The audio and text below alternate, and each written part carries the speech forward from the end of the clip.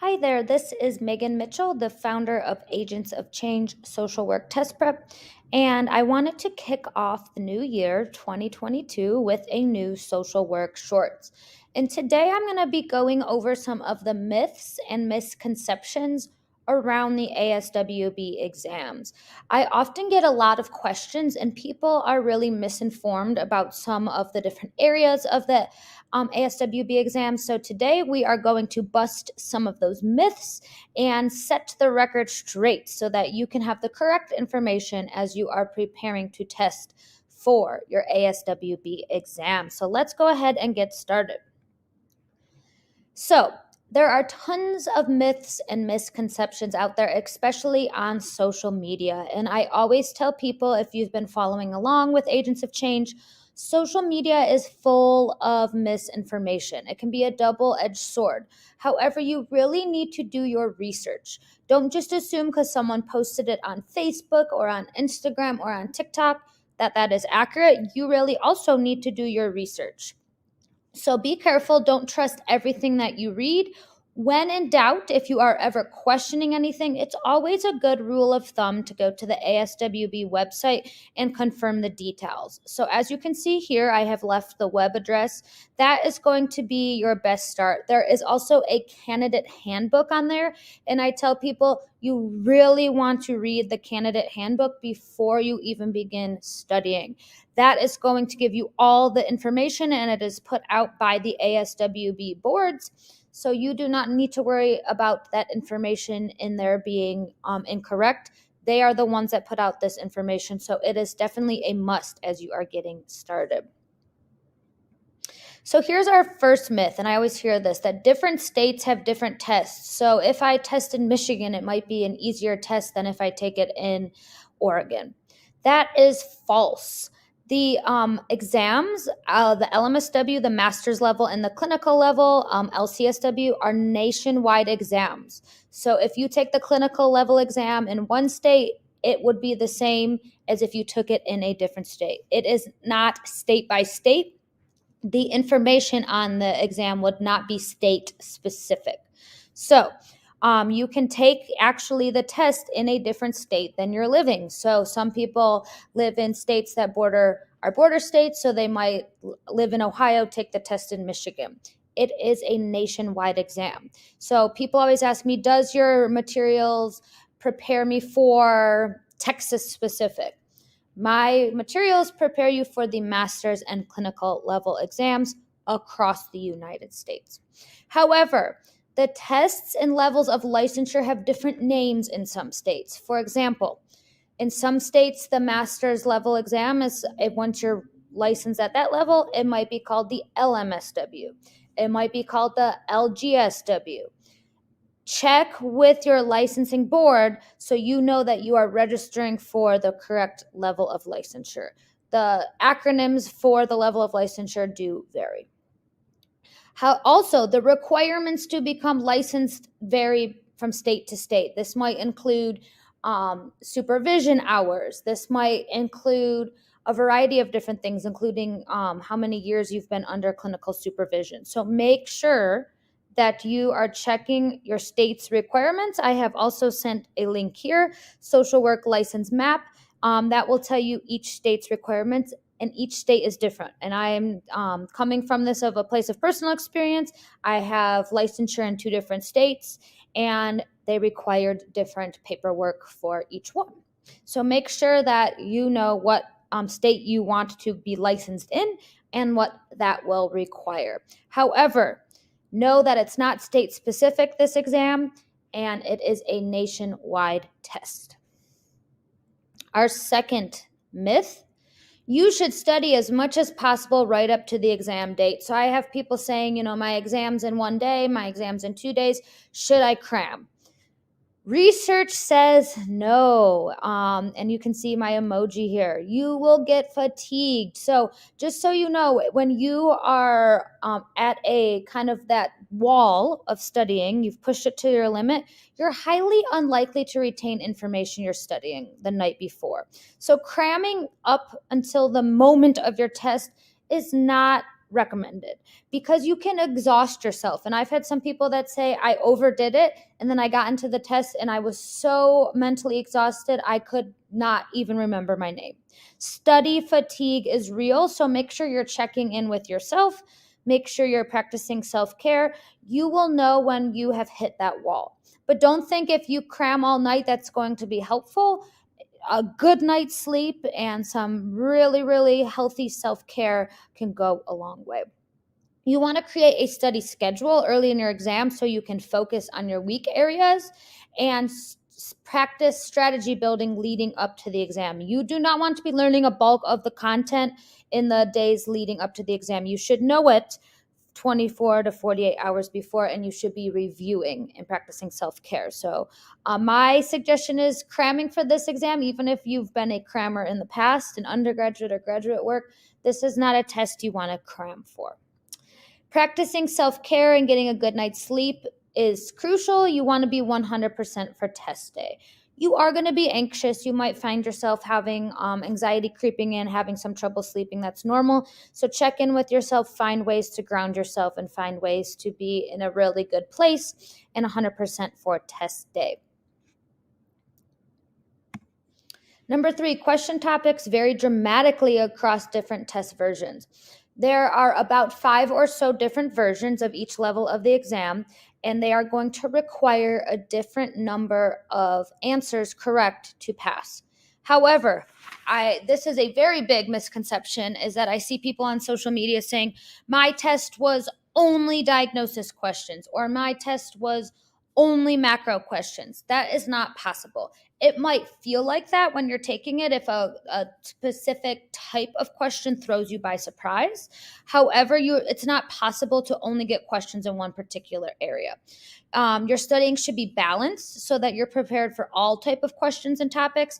And if you're wondering what will be on the exam, I suggest you check out the KSAs. The ASWB puts out the KSAs, their content outlines, so there should be no surprises. And each section of the test, there's different percentage of questions you will see. The ASWB also outlines that. So of the 4 different categories that will be seen on the exam, it will say 20% of questions will come from section 1. And so check that out. It is not possible to only get macro questions, to only get diagnosis questions, to only get ethics questions. They will be distributed based on those percentages that are outlined in the ASWB. So that is a misconception. It might seem like people are getting a lot more of one type of question. Just be prepared for anything that is listed in the KSAs. And that's why it's so important to have balanced studying. The 4th myth, difficulty varies dramatically across different test versions. So you might hear some people say, I got the harder test or I got the easier test. Yes, there are different number of questions that you need correct, but they're within a range. It's going to be very minimal difference in the number of questions. It's not a dramatic difference, so just know that. And it's designed to be that way. So if you only need 97 questions correct, that would be considered a more difficult test. If you needed 103 questions correct, that would be considered an easier. But notice that's not dramatic. It's just a couple more questions. I also see on social media people saying that it was the hardest test, nobody would have passed that. That probably means that that person did not focus enough on test taking strategies, breaking down questions, or they were having gaps in some of their KSAs, which definitely could happen. So when you hear someone saying that they got an impossible test, or I've heard people say, I did not recognize anything on the exam, that probably means they need to focus on breaking down questions and they need to focus on a strategy, because I always stress that you should be at a point that even if you get some curveballs and you don't know what the content is asking, you will have some strategies to at least get it down to 2 answer choices. So it's very important that you have a strategy. Content is important, but test taking strategy, breaking down questions is even more important. And you also want to make sure that you are covering all the content areas from the KSAs. That's often where sometimes people need to fill in some of those gaps. The fifth myth, and this is a very common trap that a lot of people fall into. Buying a lot of test materials will ensure you pass. Unfortunately, that is not the case. You do not need every single test prep material out there to pass your exam. You just need the right ones for you. So this is where it gets really tricky because people will go onto social media and they will say, "What did you use to prepare?" And you're going to probably get different opinions on different study materials and study techniques. You don't know someone else's learning style. So you need to do the research, like we talked about before, to find the right materials for you. It doesn't matter the amount of materials you have, as long as you're going to be able to find materials that are going to cover the content that you need and that work best for your learning style. And there's tons out there. Remember, buying materials does not mean you will pass. You have to utilize and leverage the materials. So just by buying it, you have to use it with fidelity. So I often will have people tell me that they kind of bought a program and then didn't do it with 100% fidelity. Important that you follow through with the instructions that the material is given. So if you are purchasing my Agents of Change program, I suggest that you go through it at least 2 times.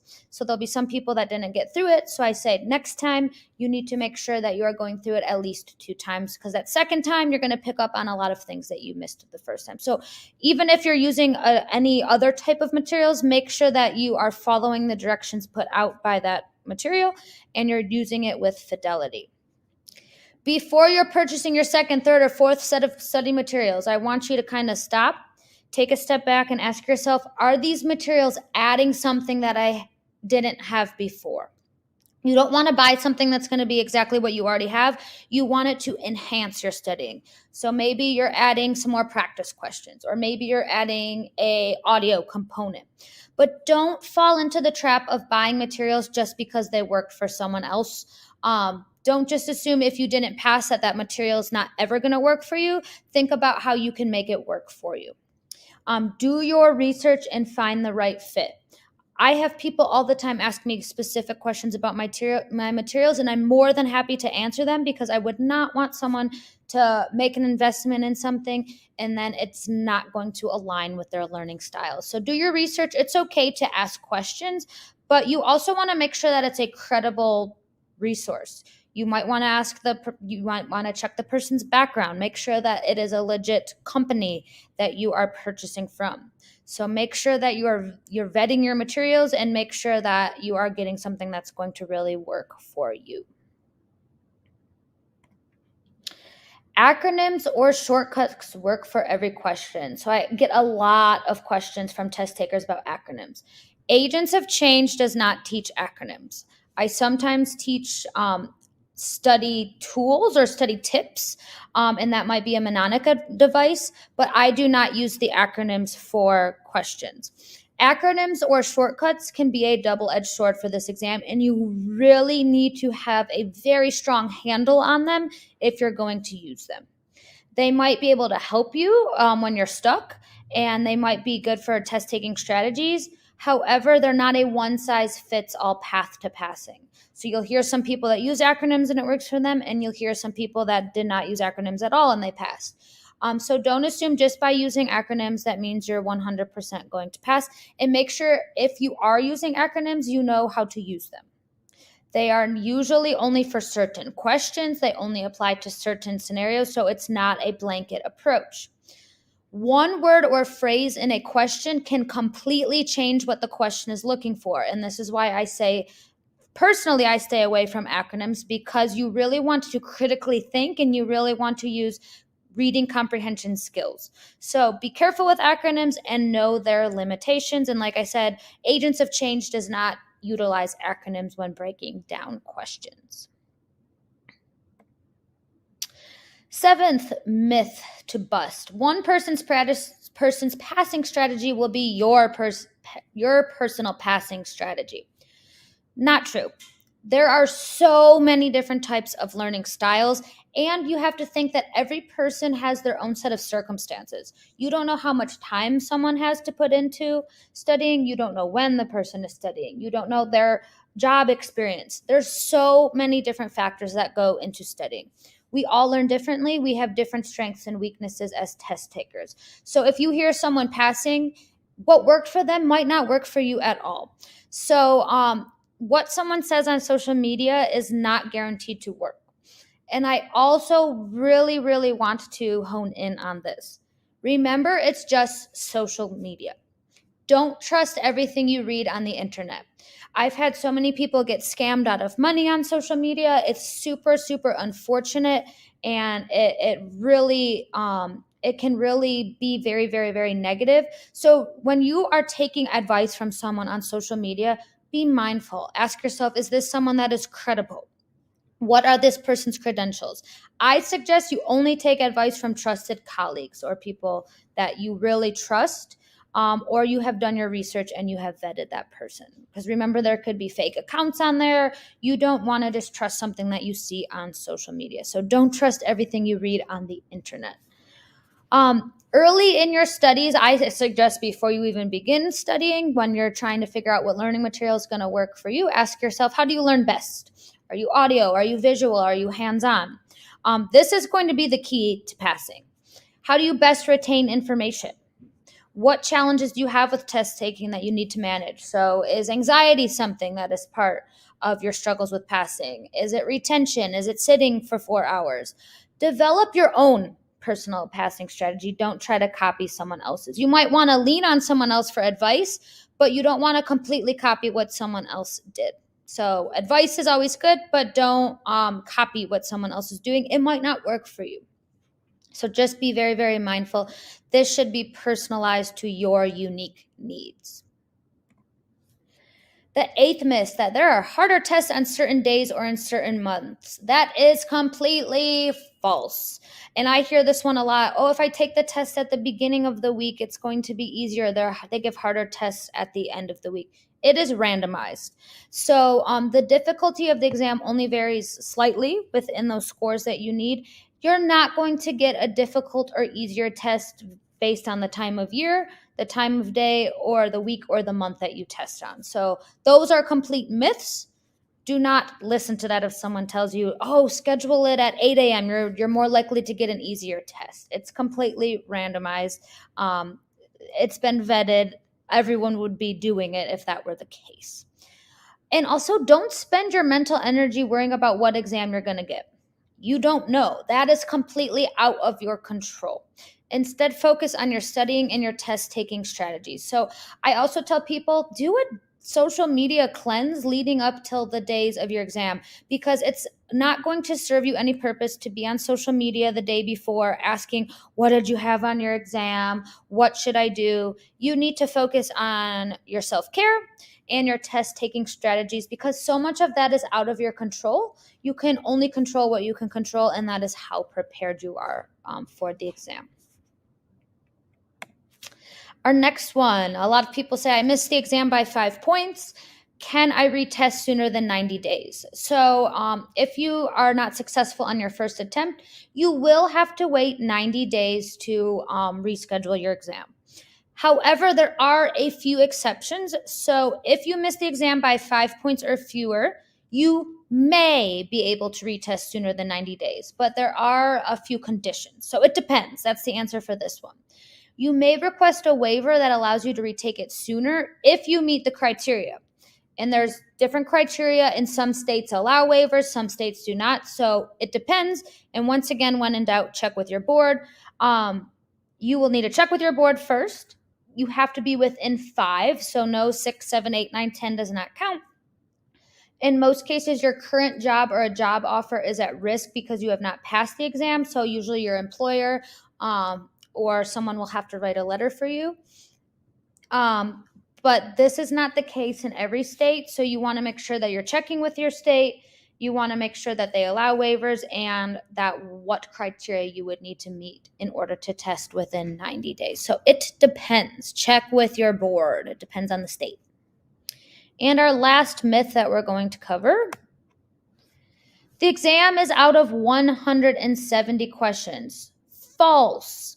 You will answer 170 questions. You will see 170 questions, but only 150 questions are scored.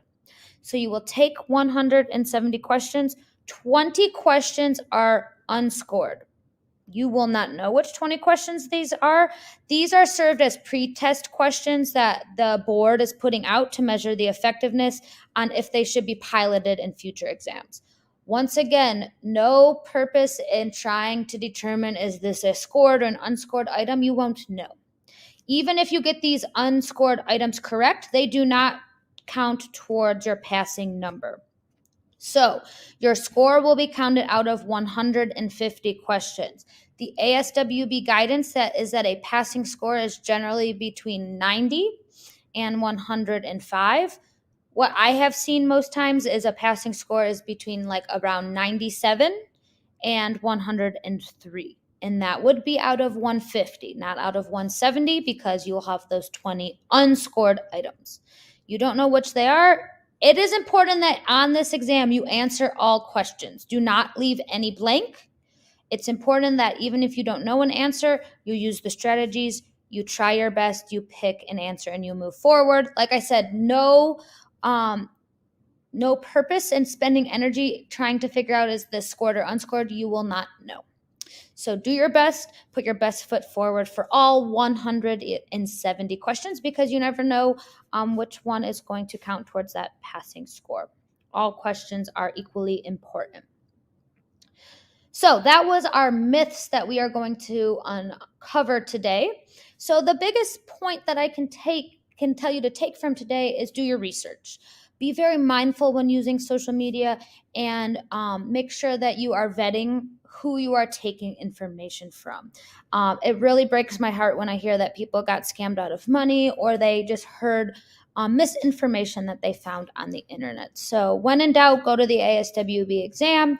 The information is out there. If you need to call your board or email your board to confirm, not a bad idea. But when in doubt, double check, reach out to your board. That's the best information that I can give. If you are looking for more study content, we have paid study materials through Agents of Change, a premium course with about 30 to 40 hours of content. It is geared for all learning styles, audio, visual, and there are study groups twice a month included. So that is also good for hands-on learners. You can check that out at topsocialworktestprep.com, or you can always shoot me any questions at agentsofchangeprep@gmail.com. And I wanted to thank you for tuning in today. I know that 2022 will be a year of a lot of passes for the ASWB exams. Remember, you got this, and good luck in your studying journey. Thank you.